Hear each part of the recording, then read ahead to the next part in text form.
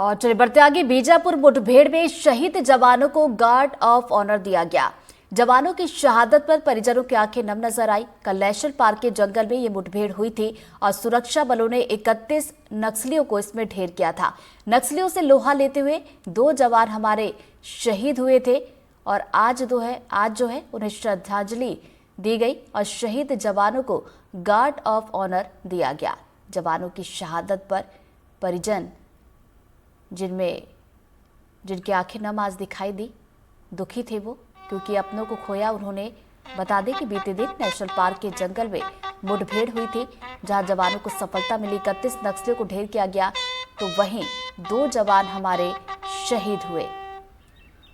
तो ये 3 तस्वीरें आप देखिए, गम में परिवार, और दूसरी तस्वीर जब शहीदों को गार्ड ऑफ ऑनर दिया गया, श्रद्धांजलि दी गई, और ये तीसरी तस्वीर 2 जवान इसमें हमारे शहीद हुए। 2 जवानों को हमने खो दिया, लेकिन उनकी शहादत बेकार नहीं जाएगी।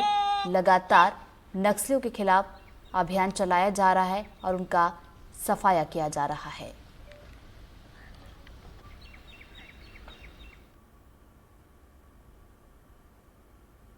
बीजापुर में नक्सल विरोधी अभियान के दौरान बलौदा बाजार के गोरा गांव के रहने वाले हेड कांस्टेबल नरेश ध्रुव शहीद हो गए, जिससे न सिर्फ पूरे गांव में बल्कि जिले में दुख की लहर देखने को मिल रही है।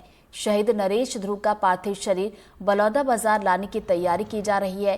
प्रशासन ने इसके लिए पंडित चक्रपाणी स्कूल मैदान में हेलीपैड बनाने और शहीद को श्रद्धांजलि देने की तैयारी कर दी है। शहीद जवान को अंतिम श्रद्धांजलि के लिए स्थानीय लोग, प्रशासनिक अधिकारी और पुलिस के वरिष्ठ अधिकारी मौके पर मौजूद रहेंगे।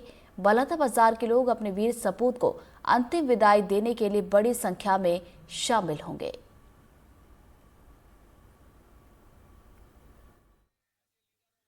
शहीद जवान हमारे जो नरेश ध्रुव थे, उनकी वहाँ गार्ड ऑफ ऑनर पहले उनको बीजापुर में दिया गया। वहाँ से फिर फ्लाइट आएगी, चौपर आएगा, यहाँ लैंड करेगी, फिर गार्ड ऑफ ऑनर यहाँ भी दिएगा और उनके जो गृह निवास है दूसरा भाटापारा में, वहाँ भी जाकर दिएगा। उसकी तैयारियाँ चल रही, बैरिकेडिंग वेडिंग हो रही है, बाकी शव वाहन को भी रेडी किया जा रहा है। यहाँ चौपर आएगा, फिर यहाँ से रोड के रास्ते उनको लेके शहीद को पूरा सम्मान देते हुए उनके गाँव लेके जाया जाएगा, फिर वहाँ उनका भी सम्मान।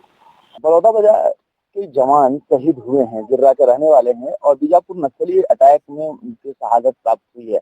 अभी उनके पार्थिव शरीर को बलौदा बाजार लाने की तैयारियां चल रही हैं। आप देख सकते हैं कि पीछे में लेबर जो है काम कर रहे हैं और लगातार यहाँ पर देखने को मिल रहा है कि तैयारियां हो रही हैं। अभी अतिरिक्त पुलिस अधीक्षक अभिषेक सिंह आए हुए थे, उन्होंने बताया कि पार्थिव शरीर को चौपर के माध्यम से यहाँ लाया जाएगा। बीजापुर में गार्ड ऑफ ऑनर देने के बाद बलौदा बाजार में भी गार्ड ऑफ ऑनर दिया जाएगा। फिर उनके गृहग्राम जो गिर्रा है भाटापारा के नजदीक में, वहां पर उनका अंतिम संस्कार किया जाएगा।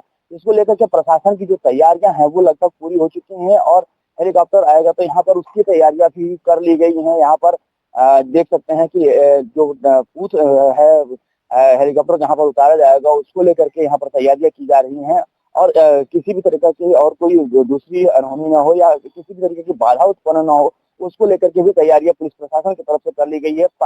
पार्थिव शरीर को जो है सड़क मार्ग से उनके गांव ले जाया जाएगा, इसके लिए भी तैयारियां पूरी कर ली गई हैं। अब देखने की बात होगी कि प्रशासन कितने बजे इस सब कार्यक्रम को निपटाता है, पर जिस समय पर ये कार्यक्रम पूरा होता है ये देखने की बात होगी। एनडीटीवी के लिए बलौदा बाजार से दीपेन शुक्ला की रिपोर्ट।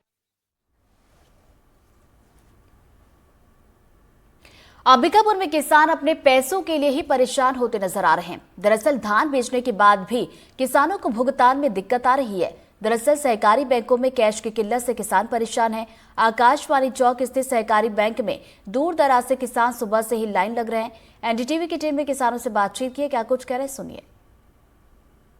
वास्तविक किसान है वो तो मोबाइल बैंकिंग का प्रयोग कर रहे हैं, एटीएम वो भीड़ नहीं आते हैं। और कुछ किसानों के खाते में कुछ प्रकार की कुछ समस्याएं हो और वो अपना समस्याएं कभी बताते हैं तो उनको पैसा दिया जा रहा है, किंतु अनावश्यक प्रतिदिन वो आगे भीड़ मचाते रहते हैं।